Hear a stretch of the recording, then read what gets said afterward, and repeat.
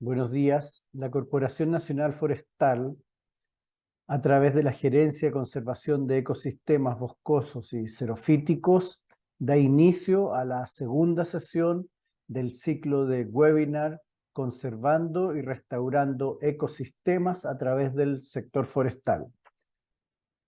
El título de esta reunión es Desafíos para recuperar y mejorar ecosistemas forestales nativos. Inicia la presentación Washington Alvarado. Washington Alvarado es profesional de las ciencias sociales con 35 años de experiencia, desempeñándose como analista de negocios, supervisor de diversas actividades forestales y asesorías en varias áreas en el manejo de bosques naturales. En la empresa privada se ha desempeñado como jefe de departamento de varias áreas, subgerente y gerente de operaciones y como gerente general en la última organización. Participa como gerente de operaciones en el desarrollo de proyectos turístico inmobiliario en sectores donde se encuentra el bosque templado lluvioso del sur de Chile. El bosque modelo Araucarias de Alto Mayeco, como gerente de organización, esta organización de desarrollo territorial impulsada por el gobierno canadiense en muchos países, de carácter mixto, público y privada, con una fuerte componente social y presencia en grupos étnicos. Le tocó impulsar una serie de proyectos y programas como productos forestales no madereros, desarrollo de proyectos piñón, proyectos ligados a la captura de carbono y otros de sistematización de las experiencias en manejo forestal sustentable. En los años 2014 a 2017 estuvo a cargo del Departamento de Ecosistemas y Sociedad de CONAF a nivel nacional, propiciando el desarrollo de naturaleza y arbolado en todas las ciudades de Chile. En este manejo trabaja como jefe del Departamento de Manejo Sustentable de Bosque Nativo a nivel nacional en el Servicio Forestal de Chile, CONAF. Adelante, Washington, por favor. Su micrófono está apagado. Muchas gracias, Raúl. Voy a colocar la presentación.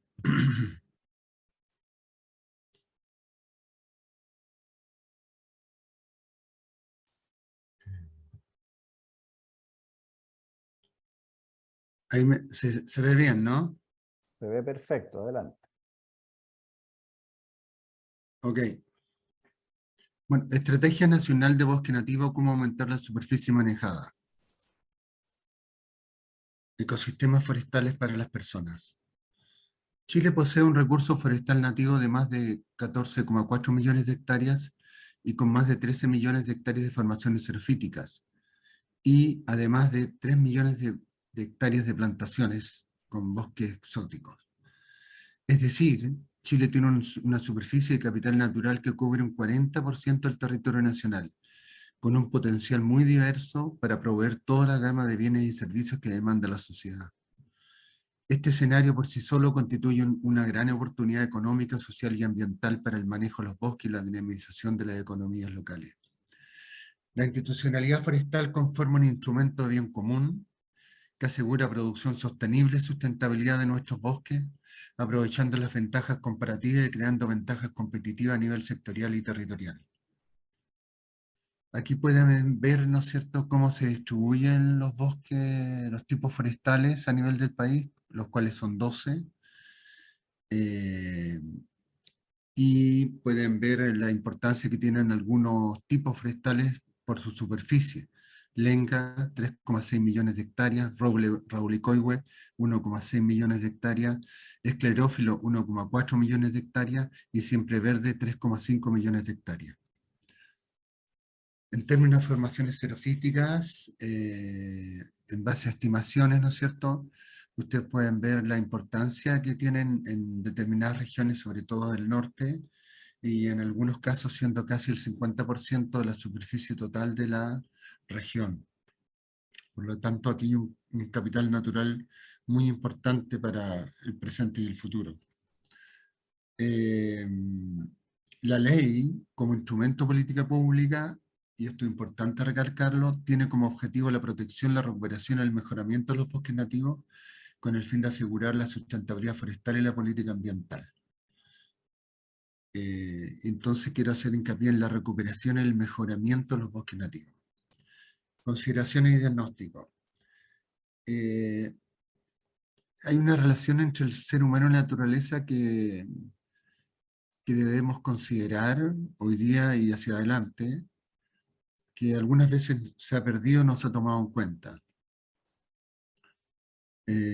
Un filósofo muy importante, el cual Giannini habla extensamente de él, fue Baruch Spinoza, donde crea una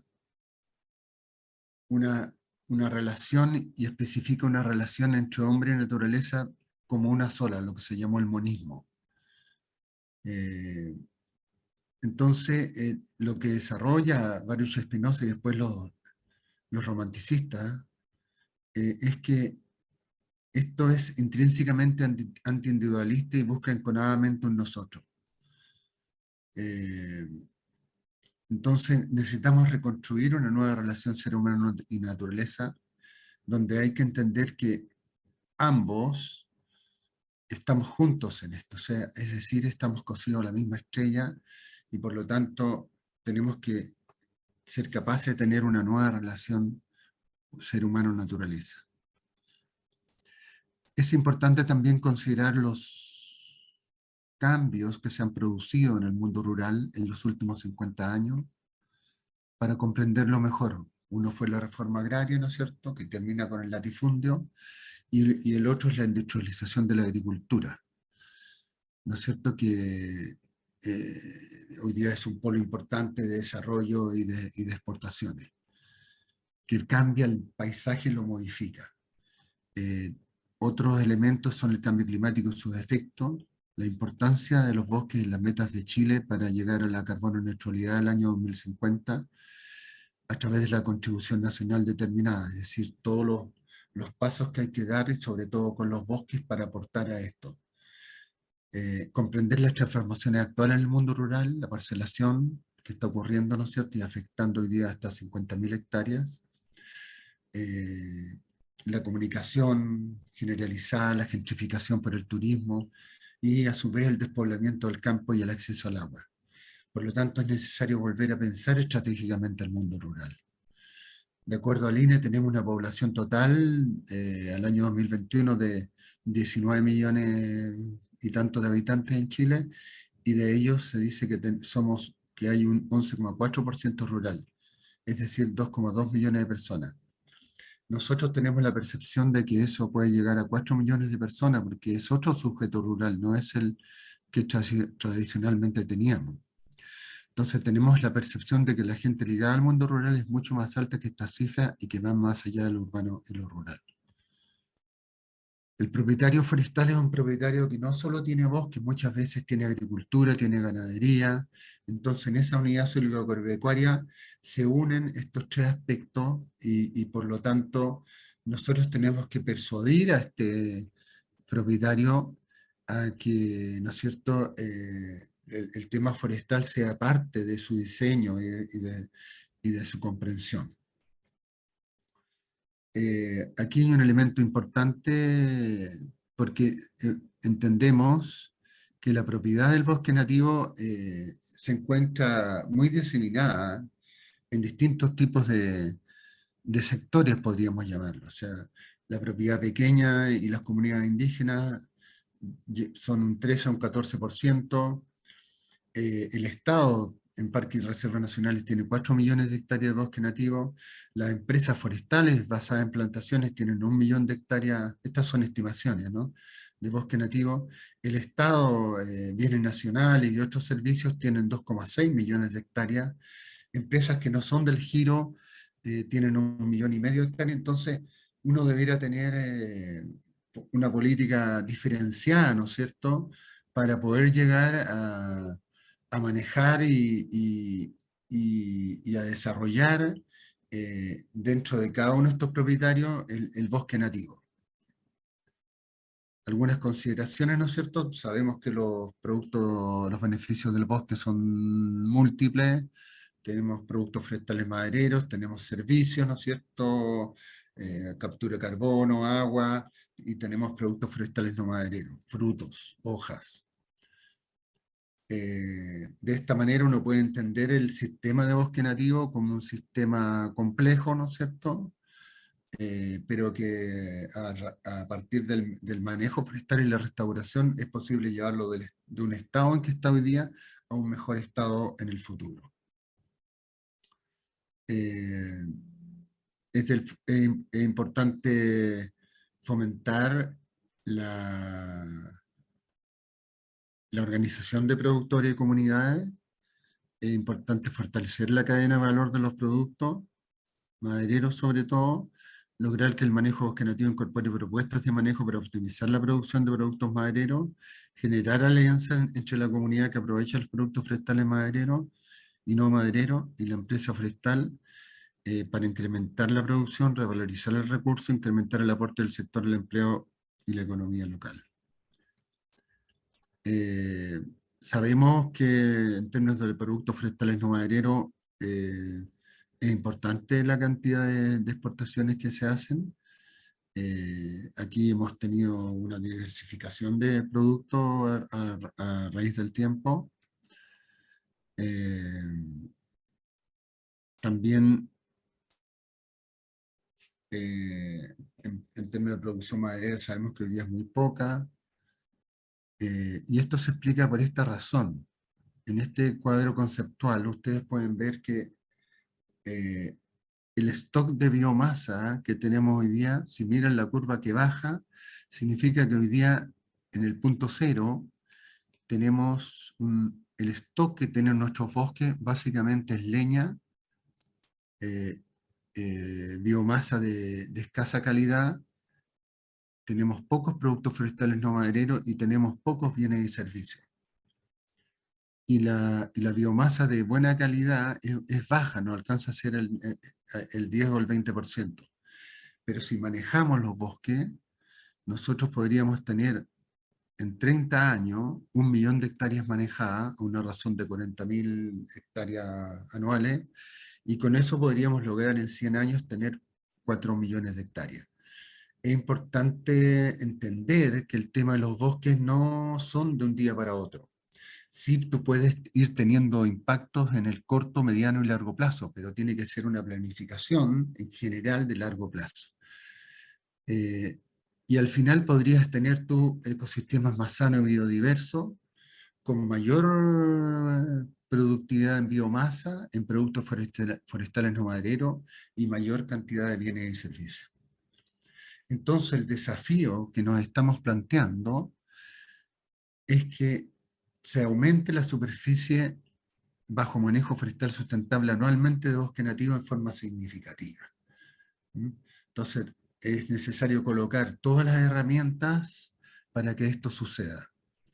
De esta manera, nosotros, a partir del 2026, prepararnos en todo este periodo del 2025 para hacer esto, y a partir del 2026 al 2100, generar las condiciones para manejar 40.000 hectáreas anuales. Y de esta manera, al 2030, podríamos acercarnos a los compromisos que tenemos con la NDC.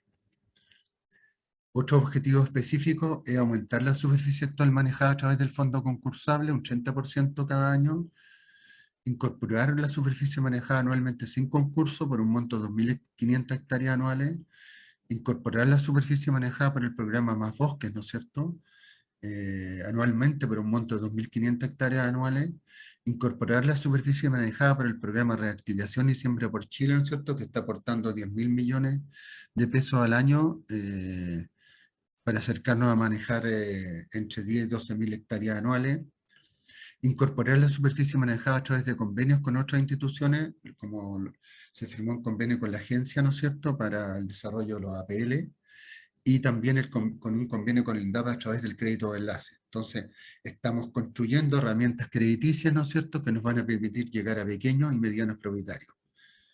Y Por supuesto, incorporar al manejo con ordenación forestal al bosque nativo cuyo dueño es el Estado y que está fuera del área silvestre protegida del Estado. Conclusiones: la ley de bosque nativo es necesaria, importante y va en la dirección correcta a apoyar la protección y manejo sustentable del bosque nativo. Pese a lo anterior, los resultados que busca la ley hasta la fecha son marginales respecto a su propósito, baja cobertura y escaso impacto. Es decir, tenemos que ser capaces de hacer cambios en la ley y en la gestión para lograr lo que queremos. La sustitución de bosque nativo hoy día es baja, la alteración de algunos de ellos es alta y extendida, pero sigue siendo bosque y es posible recuperarlo. La baja participación de los usuarios y la baja cobertura de bosque nativo lograda es el principal problema del programa. Entre los aspectos externos e indirectos, tenemos un recurso altamente heterogéneo, un recurso atomizado, ausencia de un mercado para los productos del bosque, envejecimiento de la población rural y la ganadería en los bosques. Es importante estimular la asociatividad de los propietarios, no importando su tamaño, pero sí en un mismo territorio como una provincia. Se requiere una profundización en la planificación territorial. El Estado, a través de su servicio forestal, debe preocuparse de atender a los propietarios, velar por el buen manejo de los bosques y preocuparse del mercado de sus bienes y servicios en forma permanente. Los paisajes de montaña y los suelos forestales en manos del Estado pueden perfectamente manejarse y debiéramos tener un convenio con bienes nacionales para que estos bosques fueran manejados con una mirada de largo plazo y con planes de ordenación por lo menos a 10 años.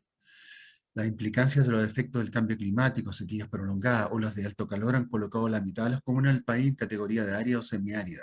Esto requiere una mirada sistémica sobre estos paisajes y adaptar a las comunidades presentes en ellos a estos nuevos desafíos.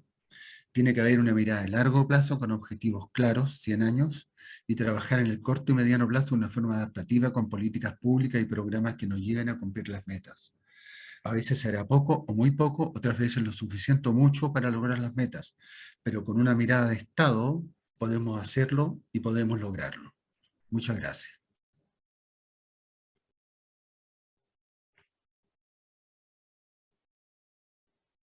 Muchas gracias, Washington Alvarado. Damos entonces paso a la segunda presentación, que está titulada Contexto histórico y actual del sector forestal en las zonas desérticas, áridas y semiáridas, avanzar hacia una nueva estrategia forestal en la macrozona norte. A cargo de esta presentación está Alberto Peña. Alberto Peña es ingeniero forestal de la Universidad de Chile, completó 42 años de trayectoria profesional, de los cuales 26 los desempeñó en zonas áridas. Comenzó su carrera profesional en el Departamento de Inventarios y Mensura del Instituto Forestal entre el 74 y 76. Luego en CONAF Coquimbo entre 1976 y 78. Entre el 79 y 80 se traslada a Concepción como asistente técnico del programa de incendios y luego como jefe de departamento técnico del Centro de Capacitación Escuadrón. En 1981 regresa a la región de Coquimbo como jefe provincial Limarí hasta 1988. Cuando es nominado jefe de control forestal regional. En el 90 asume como jefe del departamento técnico región Coquimbo hasta el 93, en que se traslada a la oficina central para asumir como jefe sección departamento desarrollo rural y luego como jefe del departamento de fomento forestal. Entre el 96 y el 2000 ejerce como jefe de oficina de estudios y entre el 2000 y 2004 como asesor técnico del director ejecutivo de CONAF. Entre 2004 y 2016 se traslada a la región de Atacama cumpliendo funciones como jefe de estudio y control de gestión entre 2007 y 2010 como director regional y entre 2010 y 2016 como jefe de evaluación ambiental. Hoy se desempeña como apoyo senior en consultora Yastay de Atacama. Adelante, don Alberto Peña. Hola, buenos días. Muchas gracias por la invitación de la Corporación Nacional Forestal y voy a compartir la pantalla.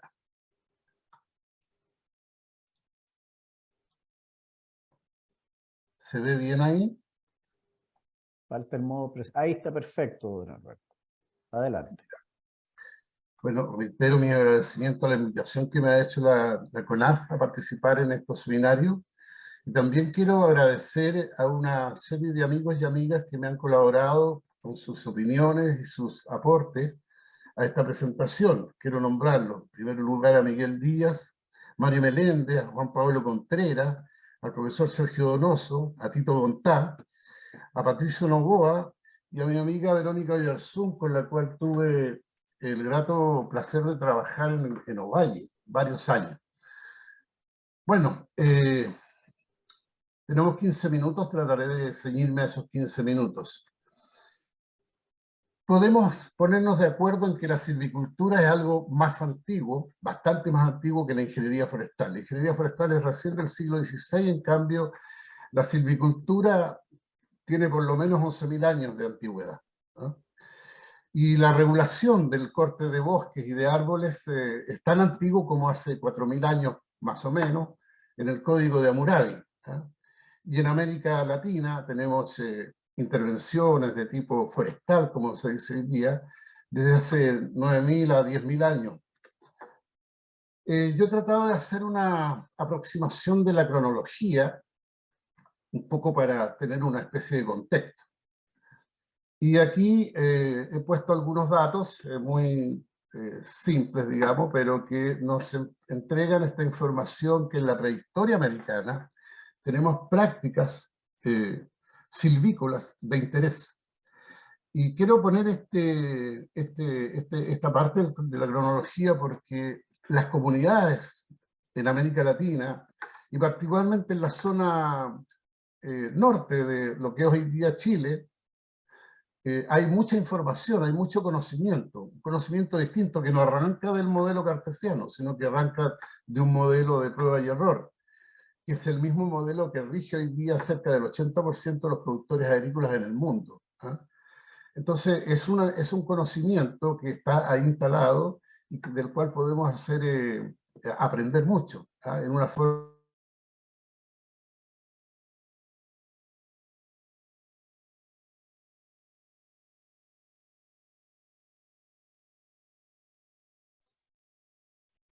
¿Me escuchan?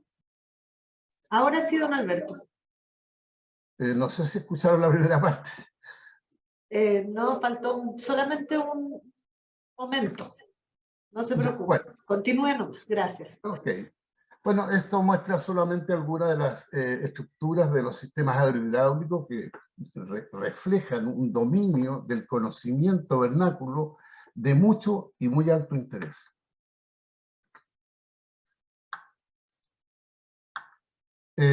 Una muestra solamente de este conocimiento que hoy día el mundo científico está descubriendo o redescubriendo es que nuestros pueblos originarios eran capaces de predecir el comportamiento o la llegada del niño a través de meras observaciones, de un cúmulo de observaciones, ¿eh? Hoy día el mundo científico lo está redescubriendo.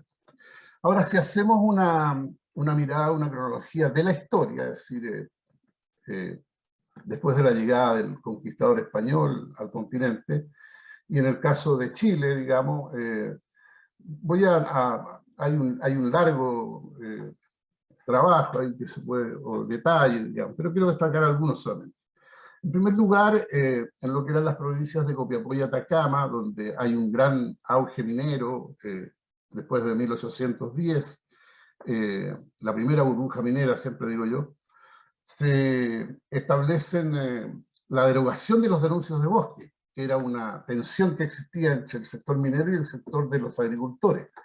Los mineros tenían el derecho a explotar los bosques que estaban alrededor de las minas. Y entonces se deroga este privilegio de los mineros. Sin embargo, al año siguiente rápidamente es suavizado, ¿ya? Y en el año 1873, producto de esta suavización, se dicta un reglamento que es el que conocemos como Ley de Bosque. Y para muchos abogados en Chile, esta es la primera ley de bosques que ha existido en nuestro territorio. Y que arrastró a la Ley de Bosque de 1981, después algunos artículos fueron recogidos en el Decreto Ley 701, y algo de ello también se recogió en la Ley de Bosque Nativo. Otro dato interesante es que el primer plan de manejo que conocemos en el territorio actualmente chileno se hace en 1872 para la Pampa del Tamarugal, ¿ya? Asimismo, en 1885 se contrata el primer guardabosques, ahí para la misma Pampa del Tamarugal. Otro detalle que puede ser de interés es que cuando la inspección de bosques, pesca y caza que encabezaba Federico Álvarez, instalada en el Ministerio de Industria y Obras Públicas, se incorpora a esta dirección los bosques de la Pampa del Tamarugal. Había mucha preocupación por estos bosques. Bueno, y ahí después están las primeras plantaciones, que en el periodo 1930-1946, mismas que después son reforzadas con el plan de la Corfo, y después viene el año 1973 la creación de CONAF, y desde el punto de vista institucional se van creando una serie de oficinas regionales, y también se desarrollan algunos proyectos de mucho interés como la investigación y desarrollo de áreas silvestres en zonas áridas y semiáridas, y el proyecto FAOLANDA, Desarrollo Forestal Participativo en los Andes. Es este proyecto en particular el que recoge mucha información del conocimiento vernáculo, que no hay que dejar de lado. Nosotros los técnicos siempre tenemos la costumbre como de decirles vamos a enseñar, pero hay que ser un poco humilde en eso. Algunas muestras de los estudios, de los trabajos, por ejemplo, abajo en el sector izquierdo de la pantalla está el estudio de las comunidades agrícolas, que es el producto de un proyecto que se elabora en 1972 y que se entrega finalmente en el año 1978, que es el mejor estudio que se ha hecho sobre las comunidades agrícolas de la cuarta región. Y un dato así, al pasar, la preocupación por los temas de agua son de larga data. De hecho, la cronología prehispana, digamos, ya da cuenta de aquello. Y en el caso de la CONAF, un ejemplo fue la construcción de Atarapañeblas, digamos, que fue un tremendo proyecto. Mirar las zonas áridas y semiáridas involucra entender que debemos innovar en nuestras miradas, pero una innovación que no tiene que ver con el hardware, no tiene que ver con instrumentos duros, sino que con formas de pensar, con formas de percibir. Y ahí es necesario, y sobre todo en estos momentos que tenemos diseñados escenarios letales como efecto del cambio climático, tenemos que ser capaces de mantener, digamos, la capacidad de adaptarnos, y para eso tenemos que tener la capacidad de innovar. Y la innovación no tiene que ver con usar, como digo, nuevos instrumentos, sino que formas de percibir. Un ejemplo de lo que quiero tratar de trasuntar son estas fotografías tan simples. Mucha gente que desconoce el fenómeno del desierto florido, al ver el norte, el paisaje del territorio del norte, dice, bueno, pero aquí no hay nada, no hay nada. Es una frase muy, muy típica, 6 años de dolor ambiental la escuché muchas veces. Sin embargo, el mismo lugar puede llenarse de una diversidad de flora y, por supuesto, de fauna enorme, digamos, de una riqueza increíble. Mi presentación yo la he basado en tener, digamos, algunos ejes. Y para eso, el eje principal para mí son los cambios de paradigma, los cambios de aquellas definiciones, aquellas percepciones de la realidad que al ser modificadas nos obligan a reconfigurar nuestras propias definiciones y nuestras percepciones. Y quiero poner solamente 3 ejemplos. El 15 de septiembre del año 97 se sabía que existían en Chile 7,5 millones de hectáreas de bosque nativo. Esa era la definición oficial. El inventario lo hacía en ese tiempo el Instituto Forestal, yo trabajé ahí, conocí muy de cerca todas esas cifras. Y de la noche a la mañana, en un día, estas 7,5 millones de hectáreas pasan a ser 14 millones de hectáreas, por el simple hecho de haber modificado la definición del bosque nativo. Claro, esos 7,5 millones de hectáreas referían estrictamente a el bosque nativo maderable. El resto del bosque nativo no se consideraba tal porque no era maderable, ¿ya? Estaba bien probablemente en su contexto en esos años, digamos, en donde una visión productivista era la que primaba. Sin embargo, al modernizar la definición, tomando la definición de la FAO, y hoy al menos al año 2018, para la zona norte, se aplican 35 categorías nuevas, digamos, o se agregan, digamos, y por lo tanto la visión cambia absolutamente.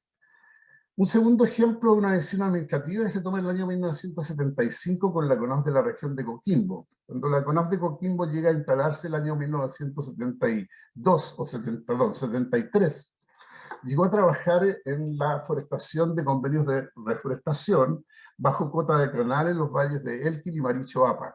Y eso le daba un universo o un horizonte de acción de a más o menos 100.000 hectáreas. Sin embargo, cuando en 1975 se establece el convenio con el INIA de los Vilos, que estaba trabajando los arbustos forrajeros, el horizonte, el espacio de intervención subió de 100.000 a 2 millones de hectáreas, por una simple definición, en este caso administrativa.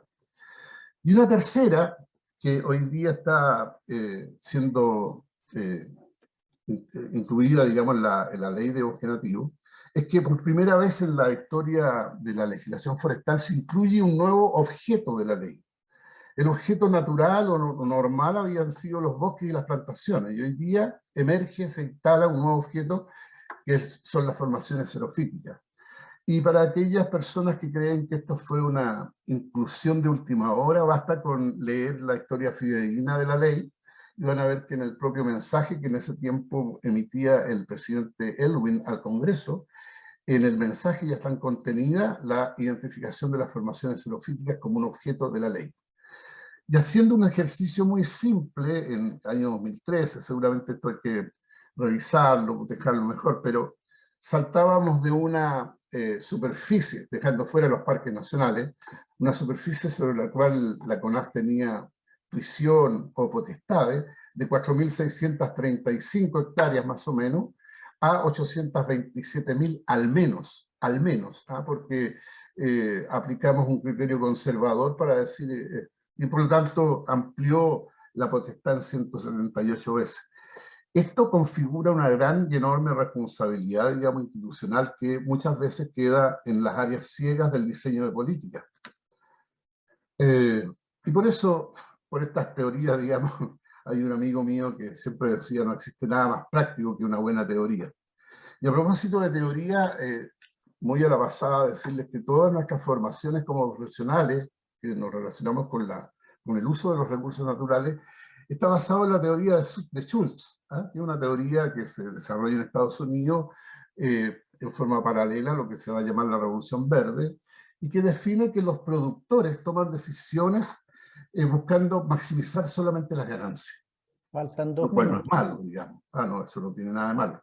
Pero se parte de esa base, que todos los productores usan la teoría de Schultz. Sin embargo, en Inglaterra, en esos mismos años, se estaba desarrollando lo que se llama la teoría de Lipton, que refiere a que los productores no solamente toman decisiones por maximización de ganancias, sino que, y sobre todo, por minimización de riesgo.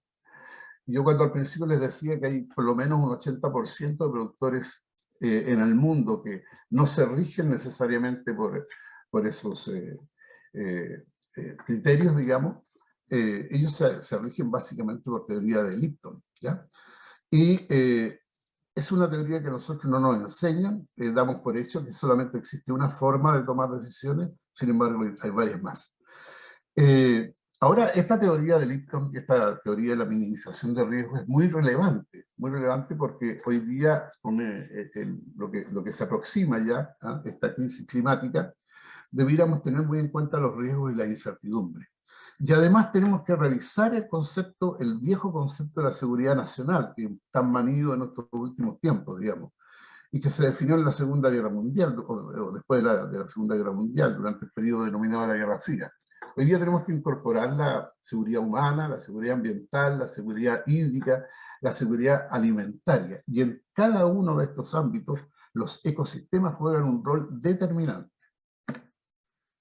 Una noticia que se daba hace algún tiempo, el año 2013, en fin. Yo tengo este cuadro que me alegra mucho al mirar el cuadro que puso Washington recién. Eleva la superficie estimada de las formaciones xerofíticas de estos 9,8 millones de hectáreas a cerca de 14 millones de hectáreas. Bueno, podría ser otro ejemplo de cómo el mismo conocimiento va logrando ampliar las miradas, digamos, y en este caso el objeto de formaciones xerofíticas de la macrozona norte creció en 4 o 5 millones de hectáreas. Y bueno, la superficie de objetos de la ley o objetos del desarrollo de la profesión es más amplio que esos 14 millones. Hay 100.000 hectáreas más o menos de bosque nativo, hay las plantaciones, tanto arbustivas como de árboles, etc. Y están los sistemas vegetacionales azonales hídricos terrestres, que son poco más de 40.000 hectáreas. En un dato que hoy día se está revisando, porque ese dato de las 40.000 hectáreas es un dato bastante antiguo, medido con otros criterios también. En fin, a eso debiéramos, a ese mayor universo, también podemos agregar las especificaciones de las competencias que le asignan a la CONAF en el marco del sistema de evaluación de impacto ambiental. Hay de varios tipos, por singularidad, por formaciones, por especie de objetos de relevancia. Son todas dimensiones nuevas que hacen agrandar la potestad de la institución. Bueno, yo no quiero dejar pasar esta grata oportunidad que ofrece la CONAF para hacer unos agradecimientos. Hay un listado de personas que debiera ser siempre recordado. En primer lugar, André Cosigny, el primer director de la Escuela de Ingeniería Forestal, ya verán por qué. Nelson Carballo, Hernán Elgueta, Hernán Contreras, Juan José Aguirre, Johannes Brand, Luis González, Luchín González, Guido Soto, Hernán Torres, Antonio Vita, Sergio Lacar, Juan Gastón, Mario Peralta, Lautaro Núñez, Horacio Larraín, Gustavo Mieres, Susana Benedetti, Juan Pablo Reyes, Gastón Jorquera. Los quise nombrar a todos y hay muchos más. Algunos están vivos con nosotros, hay otros que se han ido. E instituciones como la Corfo, la Universidad de Chile, el Infor, el INE, el CONAF, el JUNDEP, o la JUNDEP como le decían también, el Centro de Estudios de Zona Árida de la Chile, el Centro de Estudios Avanzados de Zona Árida de la Universidad del Norte, de La Serena, perdón, y la Universidad del Norte. André Cosigny, en una de sus primeras publicaciones, digamos, en una revista francesa, el año 63, publica Los bosques de altitud del norte de Chile. Y en su primera foto coloca la Yareta. Lo que quiero señalar con esto es que nuestro primer director de esa escuela tenía una concepción bastante más amplia de lo que eran los objetos del sector forestal, ya en esos años. Algunos productos que han surgido, digamos, esto va a quedar, hay un dossier junto con esta presentación donde están contenidos varios de estos documentos para que los lean o para que le echen una mirada. Pero hay algunos elementos ahí que son muy importantes, digamos, que es necesario resaltarlo. Y tenemos también la agenda programática de zona área y semiárea, que es una derivada del diseño de la política forestal que se hizo el ejercicio en el año 2015. Como suele ocurrir, y lo debo decir así, se había dejado postergado el tema del norte una vez más, ¿eh? Y esta agenda se tuvo que generar en forma posterior, que es una agenda muy interesante en todo caso, pero es reveladora de lo que persiste en muchas miradas de nuestros colegas forestales, ¿eh? Y de las instituciones, que perciben que el sector forestal es como que llega desde la quinta hasta la 10ª región. Esto lo digo muy gráficamente porque hubo un director ejecutivo de la CONAF que quiso dejar la institución acotada a esas regiones. Entonces, bueno, la agenda programática, ustedes saben que los diseños de política son procesos dinámicos, y por lo tanto esta agenda programática, que está muy interesante, tiene 4 ejes estratégicos, debería ser revisada hoy día a la luz de los nuevos conocimientos y de las nuevas perspectivas, y debería ser trabajada también muy fuertemente con las comunidades que habitan en estos territorios. Finalmente, voy a empezar a terminar ya, pero quería destacar este trabajo que encarga el Fondo de Investigación del Bosque Nativo, que está contenido en la Ley de Bosque Nativo. Es una herramienta, pero muy buena, y que le encarga a Roberto Rodríguez, de la Universidad de Concepción, y todo su equipo, una actualización del catálogo de las plantas vasculares de Chile, porque una institución o las instituciones que quieran trabajar con la flora y vegetación tienen que tener una actualización lo más moderna posible de qué tenemos en Chile, ¿ya? Y Este catálogo, digamos, que fue financiado por el fondo, como os digo, determina que tenemos finalmente 4.655 especies nativas, de las cuales 2.145 son endémicas, más o menos el 46% de endemismo. Es un alto endemismo. Es algo que caracteriza a Chile. Chile no tiene tantas especies, pero sí tiene un alto endemismo. Y dependiendo de los lugares en donde nos situemos, esos endemismos son muy, muy elevados. Patricio Novoa ha tenido la gentileza de facilitarme unos datos y voy a hacer algo que espero que no le enoje tanto, pero lo voy a aclarar en todo caso. Lo conversé con mi amigo. Si uno toma en los datos en bruto de las especies que actualiza este catálogo, por región vamos a ver que respecto del total de especies, en el caso de la región de Atacama, aporta con un 25% del catálogo, en bruto. Y la región de Coquimbo aporta con un 36%. Es decir, lo que quiero decir en el fondo es que existe una alta diversidad de especies en la macrozona norte, una alta diversidad de especies, y ellas representan una tremenda oportunidad para la adaptación a los efectos del cambio climático, Don porque Alberto, están probadas ya. si pudiera ir Entonces, terminando, por favor. Ya estamos en el entonces tiempo. el Patricio hizo un muy buen ajuste porque hay que normalizar la información para llevar estas comparaciones a una cifra comparable. Y los gráficos son distintos, pero me quedo, digamos, con esta idea de que tenemos una gran riqueza. Riqueza que se expresa en especies como un tipo de chachacoma que reduce el cáncer de mama, factor de muerte de muchas mujeres en Chile, o el bailagüen, que se trabajan 18 toneladas al año, digamos, se cosechan. Bueno, en fin. Aquí un conjunto de literatura. Yo entiendo que es fundamental que los ingenieros forestales lean el trabajo que hizo Pablo Camurrayán, pero también hoy día deberán leer el aporte que hizo una entidad que se llama Aprobosque, el Colegio de Ingenieros Forestales y la CORMA, su sección de bosque nativo, y le entregaron un libro al director ejecutivo de la CONAF, en donde hacen una propuesta para el tema del manejo del bosque nativo de Chile. Entiendo que Washington lo conoce ya. Y allí se analizan 7 dimensiones, algunas bastante críticas, algunas de ellas yo las comparto, otras no las comparto, pero no puede dejar de leerse ese texto. Finalmente les dejo una pregunta para que ustedes puedan pensarlo, y repitiendo de que la configuración de escenarios por efecto del cambio climático hoy día puede ser una tremenda oportunidad para mirar desde otra perspectiva los objetos de la ley forestal y todo eso. Muchas gracias.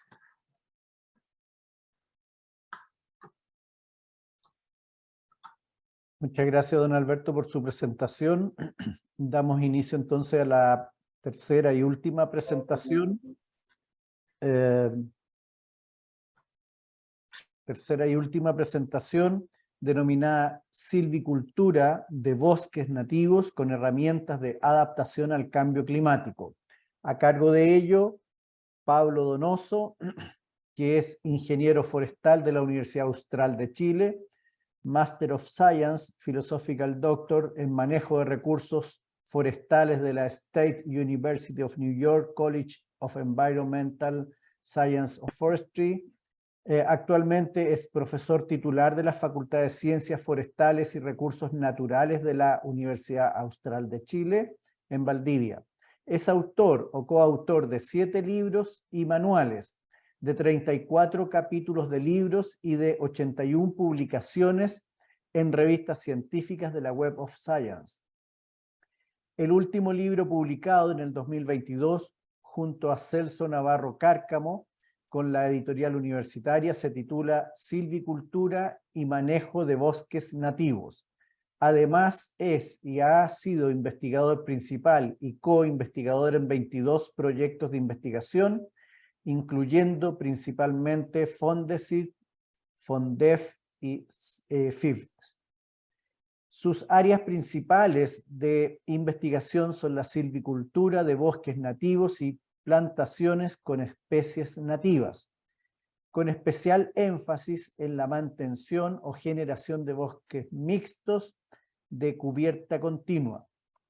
Pablo Donoso cree que es urgente vincular el manejo de bosques a las diferentes realidades socioculturales, ambientales y económicas, y las ciencias con las políticas públicas, ejes claves para mejorar la conservación de bosques en territorios sometidos a fuertes presiones humanas. Adelante, por favor, Pablo.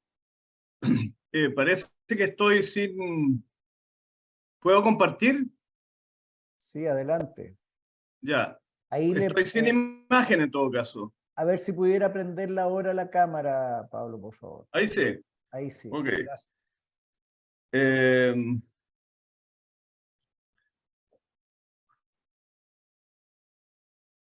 Entonces...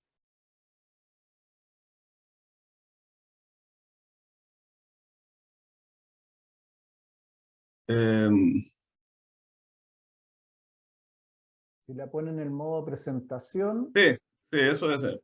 Ok.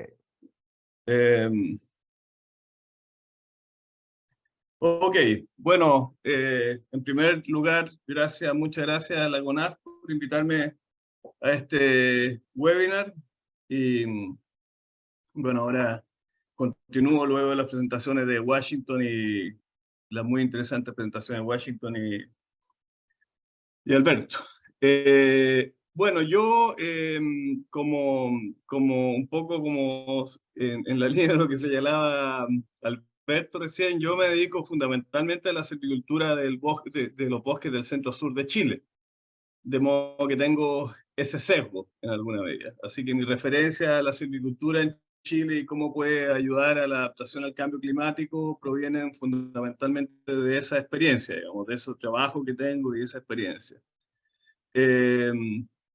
Ahora, ¿esto en qué contexto? Claro, aparte de la formación ocerofítica, los principales bosques de Chile corresponden a los bosques de la zona mediterránea, ¿cierto? Como esto, los bosques escleróficos, los de la zona mediterránea, los bosques del centro-sur de Chile, ya sea aquellos dominados por notofagus, como en este caso, o los bosques dominados por diferentes especies, fundamentalmente del tipo forestal, pero siempre verde, ¿cierto? Estos bosques siempre verdes, que sin especies caducifolias del género Notofagus, fundamentalmente.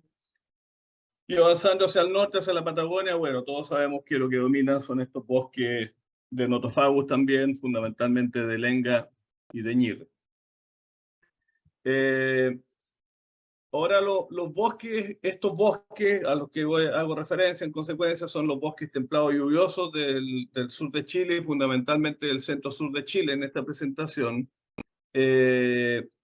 Estos bosques templados lluviosos en el mundo en general son considerados como bosques altamente productivos. Aquí se muestra una gráfica de la productividad primaria de sitios, metros cúbicos por hectárea año para distintos tipos de bosques, y luego los bosques tropicales, en general los bosques templados, y particularmente los bosques templados lluviosos, son bosques altamente productivos. Eso es una consideración importante de tener en cuenta porque hay muchos bosques en el mundo que pertenecen a países altamente, o sea, muy importantes en la actividad forestal, en las exportaciones, que tienen tasas de crecimiento muy inferiores a aquellas que hay en los bosques de Chile. Y en el caso nuestro, bueno, tenemos más de 14 millones de hectáreas, en los cuales, como se ve al lado derecho, los dos principales tipos forestales son los tipos forestales lenga y siempre verde, pero otros tipos forestales también que tienen mucho potencial para la silvicultura, incluyen aquellos como el tipo forestal Coigüe Rauri Tepa y el tipo forestal Roble Rauri Coigüe. Es decir, ahí hay una superficie que la vamos a ver más adelante que es bastante significativa, de bosques que tienen un alto potencial de silvicultura y altas necesidades de silvicultura porque están en zonas geográficas sometidas a una alta presión humana y conflicto en el uso de la tierra.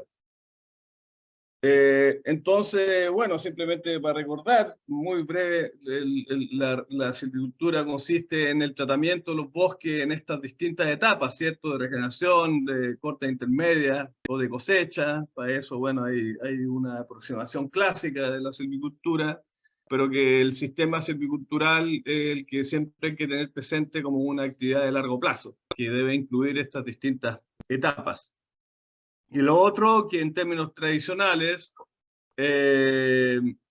tenemos estas dos aproximaciones, ¿cierto? La silvicultura coetánea, que es la de la izquierda, y la silvicultura multitánea, que se representa en la derecha, con funciones de producción bastante distintas, y donde, bueno, la silvicultura multitánea es fundamentalmente una silvicultura cubierta continua, ¿cierto?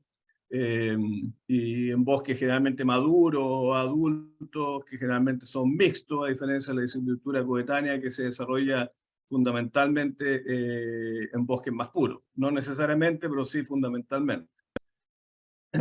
Y experiencia en silvicultura, y esto lo menciono porque es importante que, bueno, eso es lo que trata de reflejar el libro también, que se hacía mención recién, que hay mucha experiencia en silvicultura, no son suficientes, pero sí hay muchas y algunas de largo plazo que permiten ilustrar justamente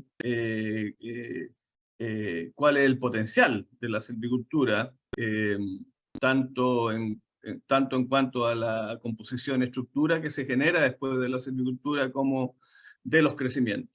Y ahí hay ensayos emblemáticos como este ensayo de estas cortas en el sector de Correntoso, establecido en los principios de los años 80, lo mismo que este ensayo, que es el ensayo gemelo del anterior, pero en la cordillera, el anterior era la cordillera de los Andes, este es la cordillera de la costa.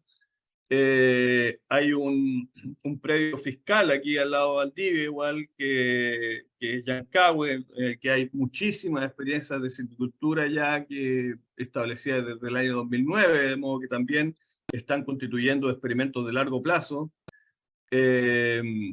Y respecto de esta diversidad de ensayos que hay, un resumen refleja, por ejemplo, en este caso para bosque multitáneo, muy buenas tasas de crecimiento volumétrico después de ejecutadas cortas como la que se ve en la foto de la izquierda. Otro tipo de cortas como estas que se llaman cortas de protección pero irregular, en las cuales se está estableciendo un dosel inferior con canelo, mañío, lingue y una serie de otras especies en forma muy vigorosa y diversa, donde también hay tasas de crecimiento superiores a los 10 metros cúbicos por hectárea al año.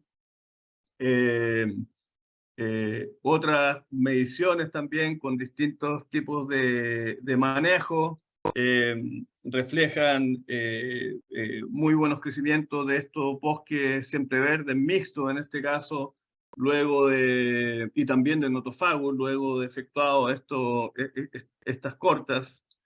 En los estudios clásicos iniciados por Mario Puente a finales de los años 70, estos se han ido reevaluando en el tiempo, fundamentalmente por parte del colega Cristian Sala, de la Universidad Mayor, y reflejan esta gráfica lo que muestra en 1980 la condición residual después de distintos ensayos de manejo con áreas basales residuales hasta 10 metros cuadrados, la mínima.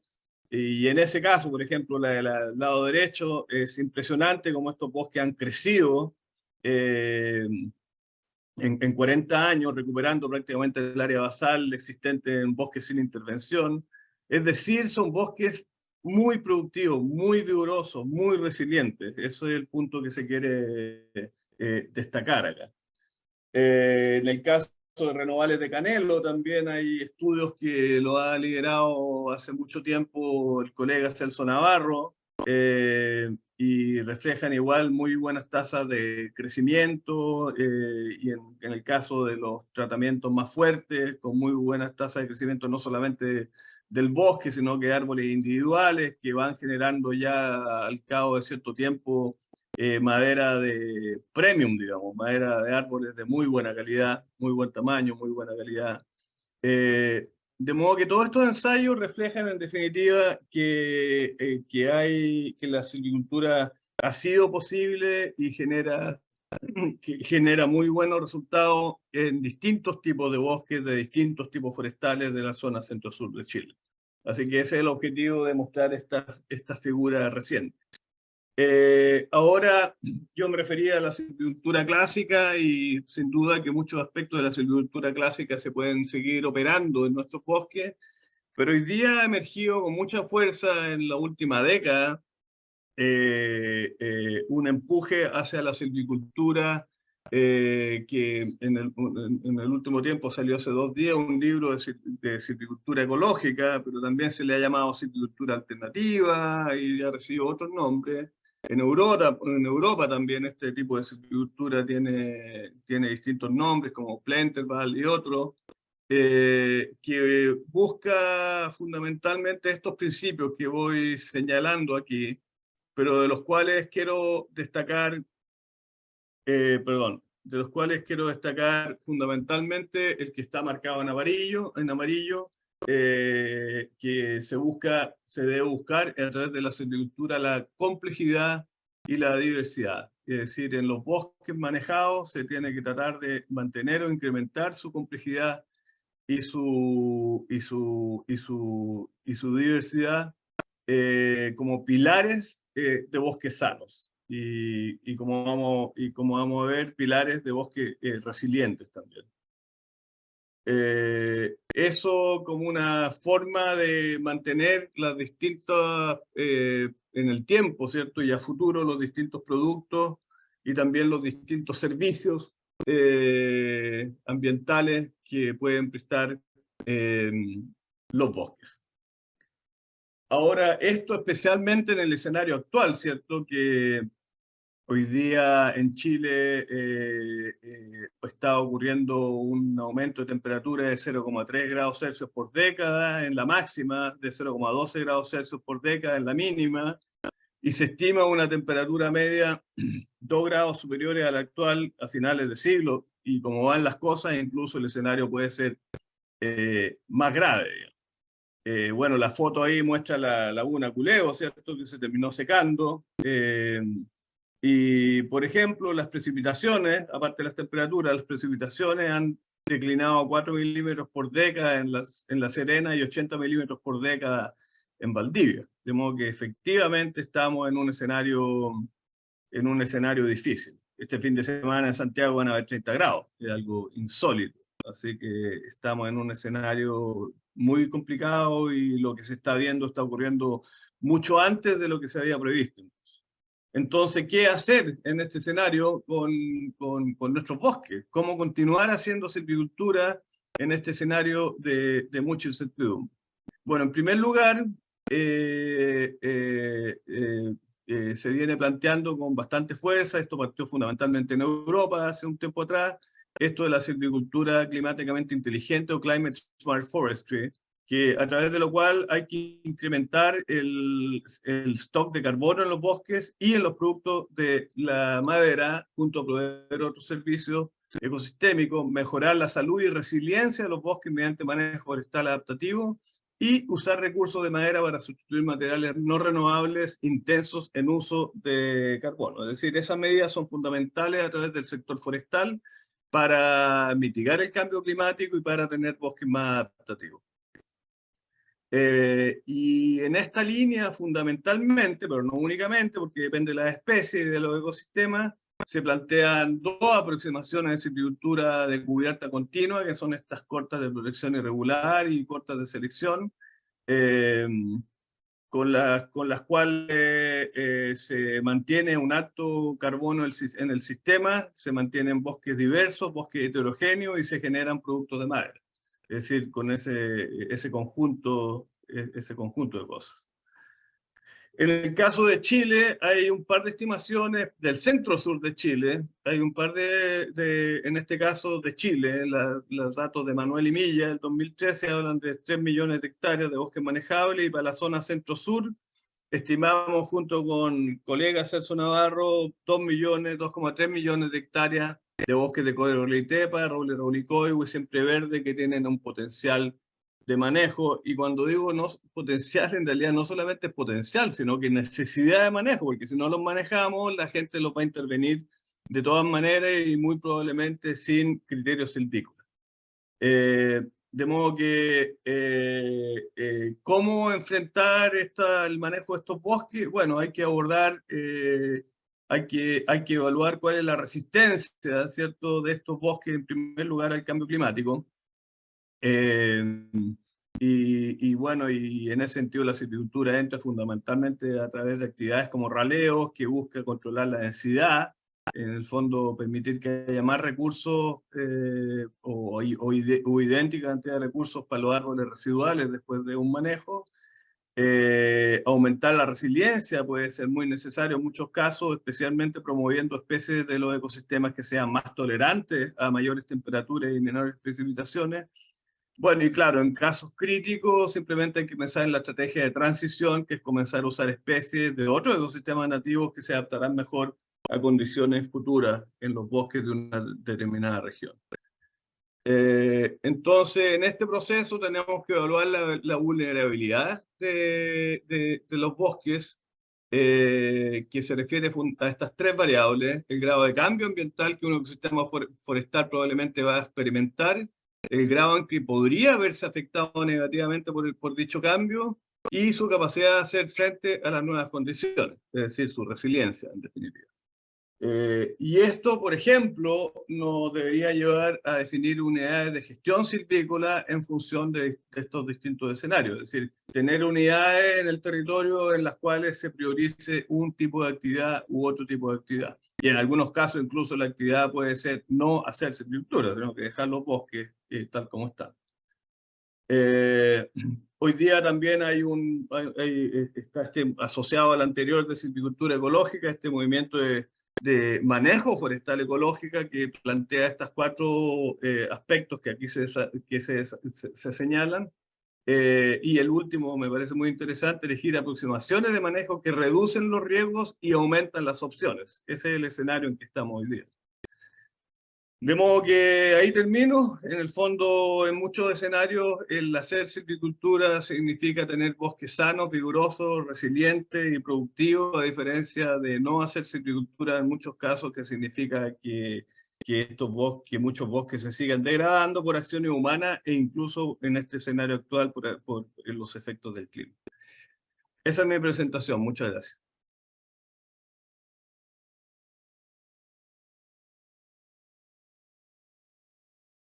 Muchas gracias, Pablo Donoso. Damos paso a la sección de preguntas. Voy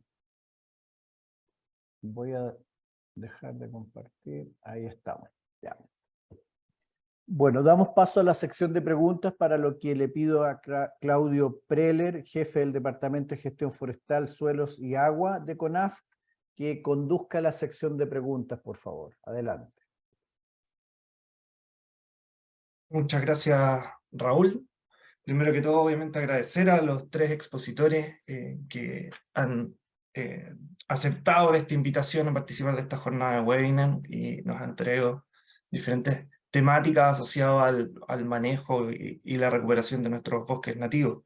Agradecer también a los más de 130 asistentes que participaron activamente en esta jornada. Tenemos varias preguntas.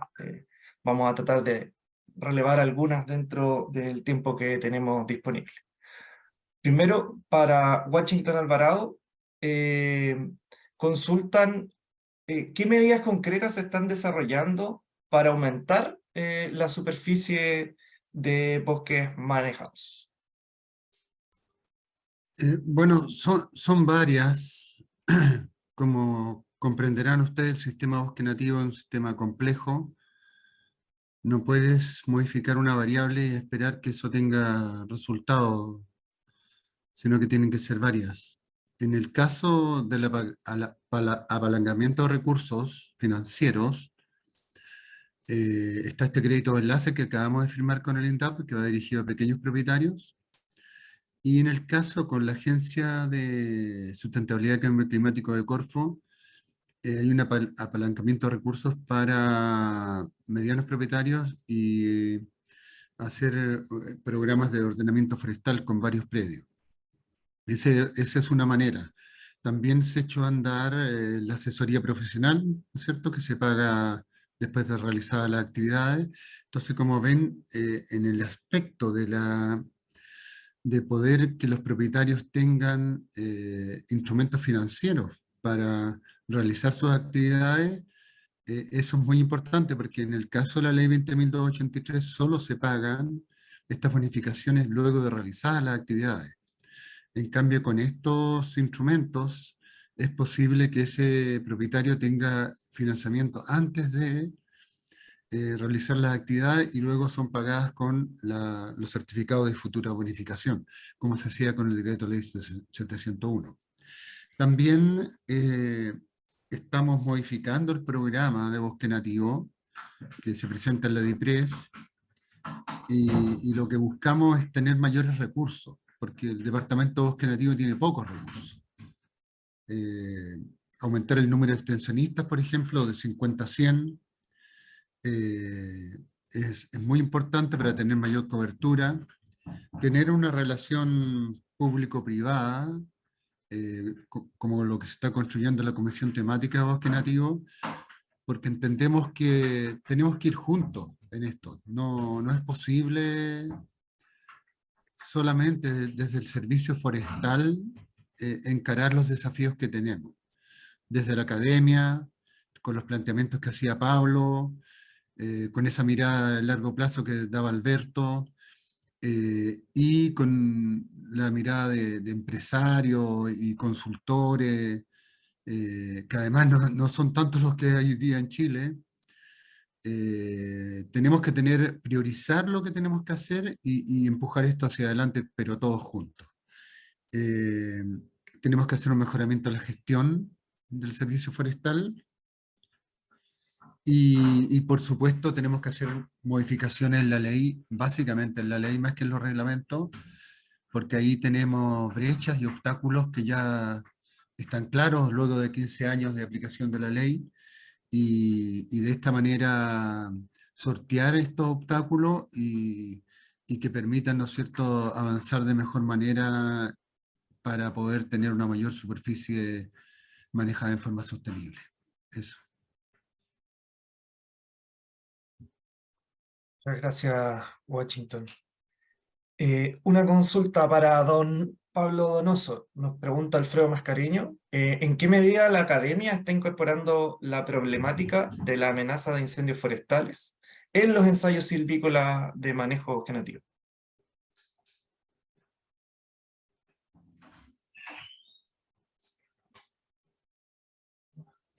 Pablo, estás con el micrófono apagado. Difícil pregunta, un saludo Alfredo. Difícil pregunta para mí en realidad por dos razones. Una porque no es mi tema, el tema de los incendios forestales, y tampoco vivo en una región tan afectada por incendios forestales como otras regiones, pero sí, obviamente, los incendios forestales se están expandiendo, con lo cual no quiero eludir la pregunta, porque sin duda que es una pregunta muy relevante. Yo creo que a nivel de academia hoy día, a nivel de silvicultura, no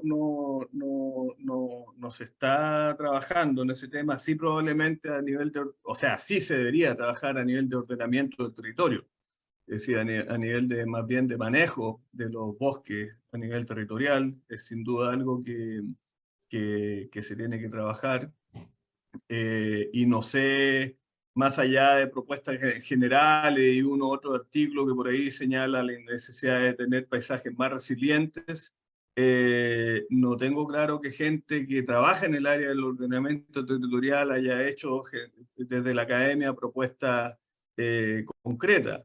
En el caso de Chile, hace mucho tiempo se eliminó el fuego como una herramienta de manejo de bosque, que efectivamente se usa mucho en muchos países del mundo. En Norteamérica se usa para reducir combustibles justamente y para evitar que después en bosques extremadamente densos, debido al no manejo, haya incendios que son devastadores.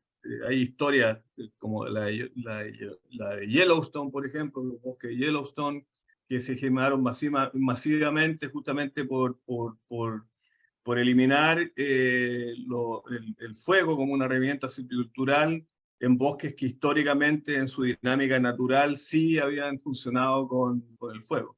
El fuego no es parte de la dinámica natural de nuestros bosques, pero sí está siendo parte de lo que está ocurriendo con nuestros bosques. De modo que, para terminar, yo lo que sí pensaría es que sí probablemente debería pensarse en formas de reducir la combustibilidad de los bosques, no solamente a través de la composición de especies y tener bosques más diversos, sino que también sobre la base de reducir las cargas de combustible. Y ahí una opción viable en términos estructurales son las quemas prescritas.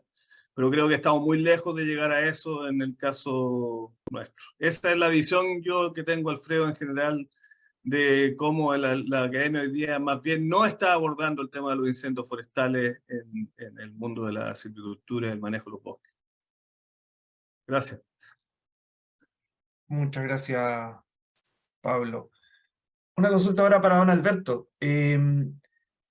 Usted mencionó, bueno, nos dio una mirada a largo plazo y nos contó también un poco de la historia de la gestión de formaciones xerofíticas, y en ese sentido, ¿cómo cree usted que la institucionalidad forestal debiera abordar el desarrollo forestal, valga la redundancia, considerando de mejor forma quizás el manejo o la recuperación de estas formaciones xerofíticas? Hola, buenos días. Mira, primero que todo, digo yo, siempre hay una historia tan larga, digamos, en el uso de los sistemas vegetacionales del norte, que probablemente falte mucha sistematización de las experiencias buenas y malas, ¿no? Primero que todo. Pero no solamente de las históricas, sino y bastante sobre las prehistóricas, ¿ya? Entonces, ahí hay un gran tema. En segundo lugar, se han intentado y se ha avanzado, digamos, a lo largo de la historia, digamos, distintos esfuerzos, dejar escrito estrategias como para poder abordar el tema de un mejor uso de los recursos, digamos, estacionales en la zona norte. Una de sus últimas expresiones es justamente la agenda programática que yo mencionaba, que es un subproducto del diseño de la política forestal del año 2015, ¿ya? Esa agenda, digamos, insisto en lo que planteaba, hay que revisarla. Yo siempre digo que los procesos de diseño de política son procesos dinámicos. Entonces hay que revisarla a contraluz de toda la experiencia que hay hoy día, del conocimiento que se tiene hoy día de efectos de cambio climático, de especies que están mejor adaptadas. Voy a poner un solo ejemplo. Mira, la aridización de la zona norte, tanto Chile, Perú, Bolivia, parte de Argentina, no es un fenómeno nuevo, es un fenómeno muy antiguo. Hay una parte, hay un periodo que incluso los arqueólogos llaman el silencio arqueológico, que va entre los 8.000 a los 5.000 años atrás. En ese periodo hay pocos datos arqueológicos.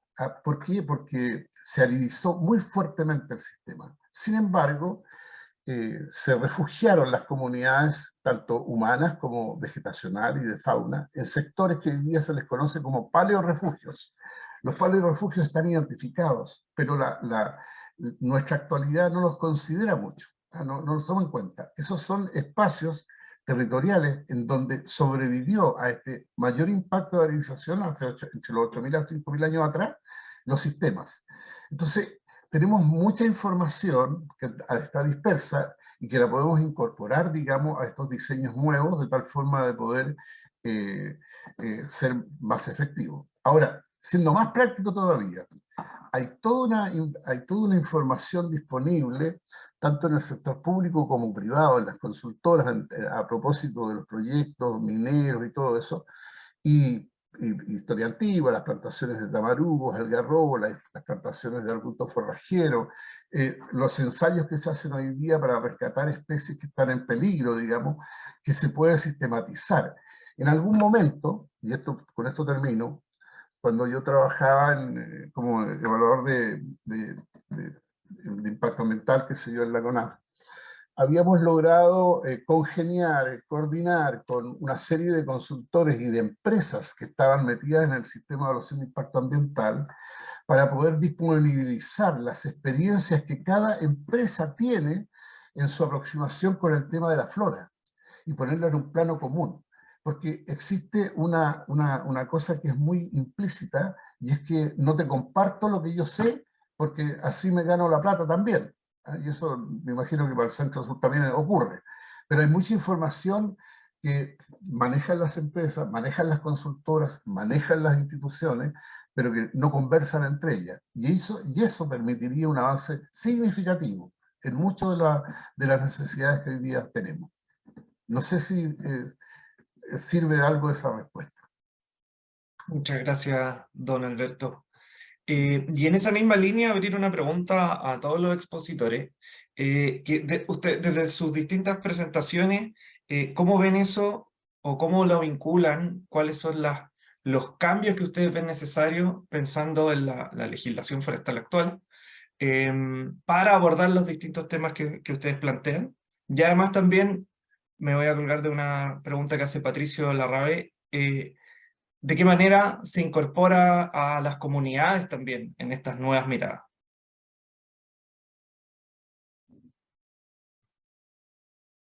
Quizás darle la palabra primero a don Pablo Donoso.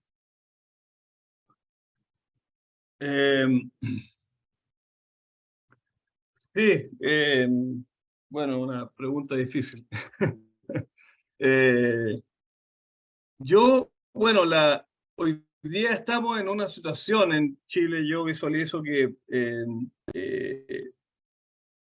Chile llegó a un pic en exportación de maderas nativas por ahí por el año 40, curiosamente, no sé si curiosamente, después, cuando no había ingenieros forestales en Chile, fue cuando más madera se exportó nativa. Y después empezó a haber una declinación así brutal de producción de madera nativa, y para qué hablar de exportación de madera nativa. Hoy día lo que más se produce del bosque nativo es leña, es el principal producto, mucha leña, varios millones de metros cúbicos.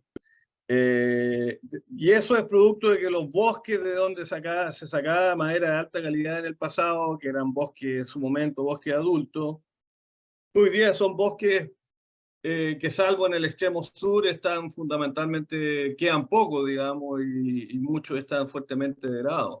Pero en contraste, como los incendios para habilitación agrícola fundamentalmente, que después se expandieron hacia las montañas, ocurrieron hace 80 años atrás, 100 años atrás aproximadamente, hoy día hay muchos bosques secundarios que está empezando a generar con volúmenes importantes, con tamaños de árboles ya comerciales de potencial alto valor, y efectivamente hay algunas personas que eso lo perciben y que se están organizando y que están tratando de empujar el tema del bosque nativo, como por ejemplo Aprobosque, que lo mencionó Alberto delante.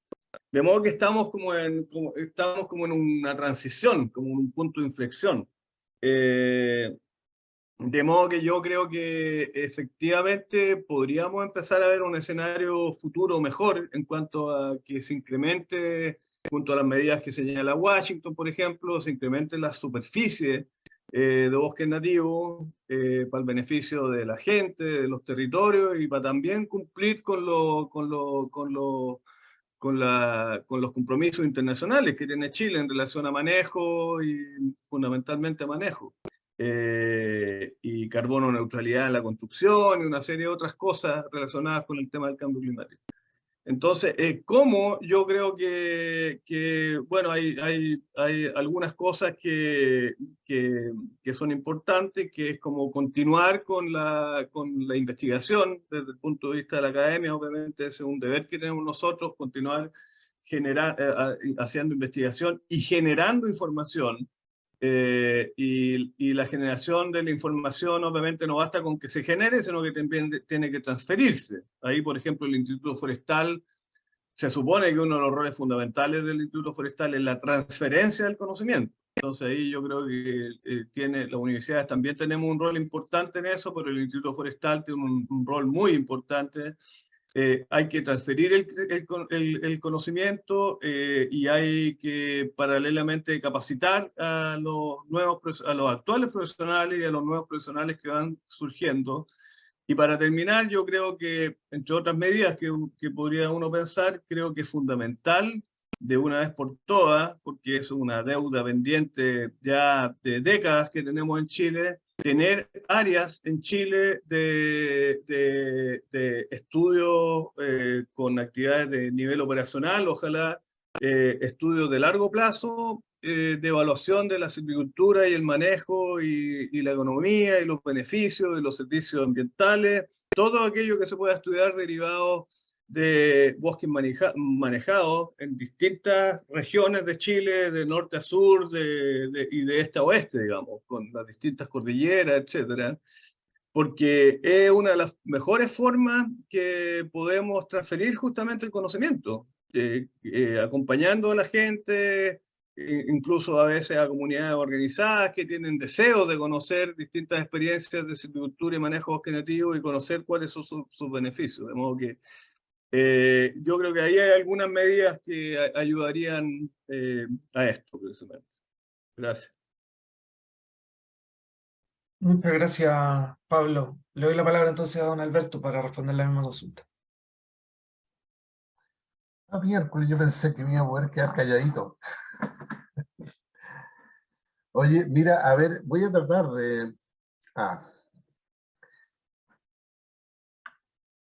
Hay que pensar de partida, y esto a lo mejor a algunos les va a llamar la atención, lo digo en forma políticamente correcta. No hay que olvidar nunca que cuando se estableció el decreto ley 701, que es una creación una propuesta que surge en la CORME el año 1967, y que después del golpe militar se instala el año 74, tuvo una enorme ventaja, y fue que trabajó a fondos ilimitados.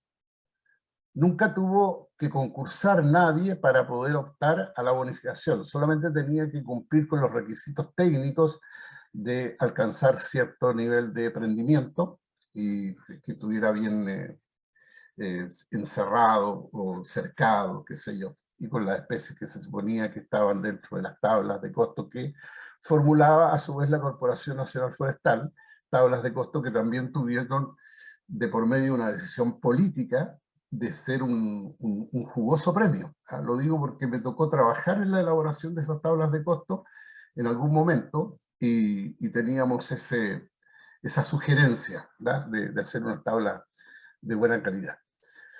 Entonces, comparar, digamos, lo que pasó con el 701 en las plantaciones y lo que tenemos hoy día con la ley de bosque nativo, estamos comparando 12 universos distintos. La ley de bosque nativo trabaja en base a concurso, tiene una tramitación bastante engorrosa, las bonificaciones en rigor son bastante bajas, escasas, y el resultado que hoy día que vemos es el producto de una especie de profecía autocumplida. Por otro lado, también hay que considerar que la estructura de propiedad de las plantaciones es muy distinta a la estructura de propiedad del bosque nativo.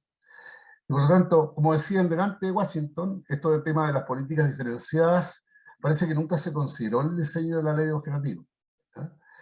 Y finalmente, para la persona que estaba preguntando respecto de las comunidades, yo lo planteaba al principio respecto del norte, pero por supuesto que hay información de conocimiento también en las comunidades en el sur. A mí me tocó trabajar directamente en dos proyectos, proyecto de conservación y manejo sustentable del bosque nativo que desarrolló la cooperación alemana con la CONAF, y también en el programa Orígenes en el diseño de la componente forestal. Así que conozco bastante de aquello y sé que hay mucha información y mucho interés, digamos.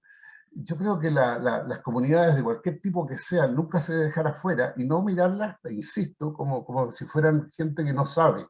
Porque sí saben, es otro tipo de conocimiento. No es el conocimiento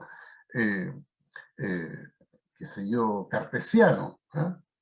Pero también es conocimiento.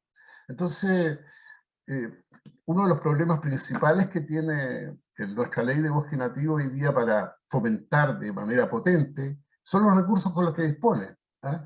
Y son el tema de los ¿cuánto se llama? De los extensionistas, ¿ah? Que la palabra extensión es mucho más allá que transferencia tecnológica, por si acaso, ¿ah? Es un diálogo en forma muy horizontal, digamos, que se establece. Y también está el tema de algo que, a mi juicio, lo digo muy sinceramente, estaba en el corazón del proceso de modernización de la gestión pública que se inicia el año 1997, con todo lo bueno y lo malo que tuvo ese proceso. Lo que buscaba, decirlo en síntesis, era cambiar una cultura de procedimientos a una cultura de resultados. Y hoy día uno tiende a ver cómo nos entrampamos en los procedimientos, perdiendo de vista los resultados. Lo que buscamos es que haya más manejo, mejor manejo y con mayor participación. Gracias. Muchas gracias, don Alberto. Y para cerrar entonces, le doy la palabra a Washington Alvarado.